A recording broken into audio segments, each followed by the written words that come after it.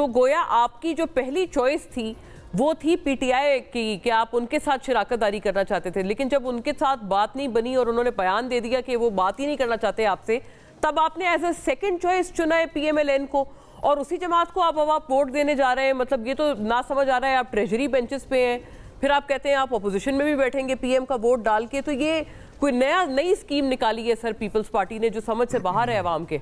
मोहतरमा, अगर मैं दिल खोल के बात करूं हुकुम, तो पाकिस्तानी अवाम ने जो मैंडेट दिया है उसमें सब नाकाम हुए हैं।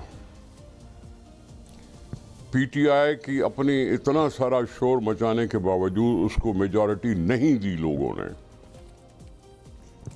न सिर्फ ये, लेकिन उनके मेंबरान भी आज़ाद तौर पर खड़े होकर वोट लिए हैं और कहलाते हैं पीटीआई के अपनी जगह पे, लेकिन वो किसी पार्टी के डिसिप्लिन में नहीं रहे।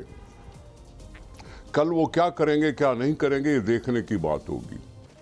तो पीटीआई भी नहीं कह सकती कि अवाम उनके साथ है। अगर होते तो और ज्यादा वोट मिलते और ज्यादा जीतते। मुस्लिम लीग भी नाकाम हुई। नवाज शरीफ साहब के आने के बाद सोच रहे थे हम कि ये स्वीप कर लेंगे, लेकिन नहीं कर सके। पीपल्स पार्टी अपने सूबे में तो पहले से ज्यादा हुई, लेकिन आगे इतना ज्यादा नहीं बढ़ सकी। तो इसका मतलब है कि ये अवाम ने इन सब पार्टियों को बताया कि तुम हमारे वोट के लिए इतने काबिल नहीं हो। इसलिए बेहतर है कि मिलजुल कर बैठो। मिलजुल कर बैठकर सियासी निज़ाम को थोड़ा स्टेबलाइज करने की कोशिश करो। स्टेबलाइज करने का मतलब है कि असेंबलियां हो, जमहूरियत हो, हुकूमत हो।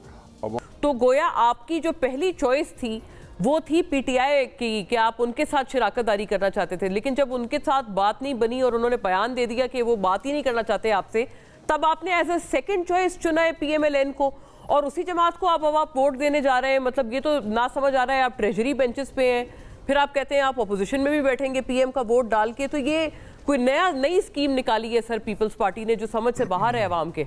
मोहतरमा, अगर मैं दिल खोल के बात करूं हुकुम, तो पाकिस्तानी अवाम ने जो मैंडेट दिया है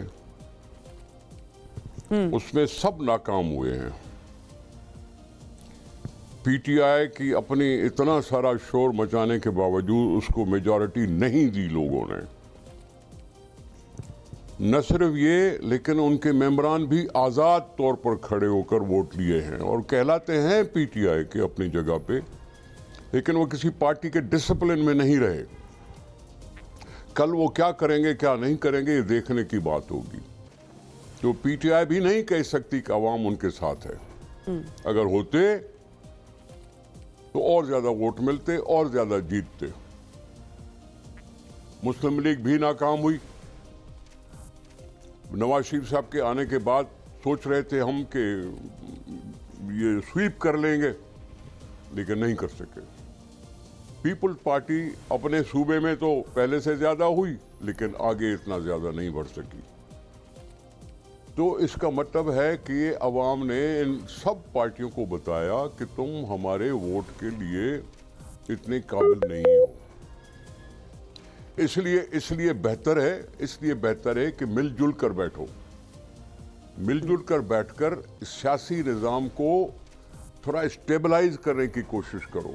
स्टेबलाइज करने का मतलब है कि असेंबलियां हो, जमहूरियत हो, हुकूमत हो।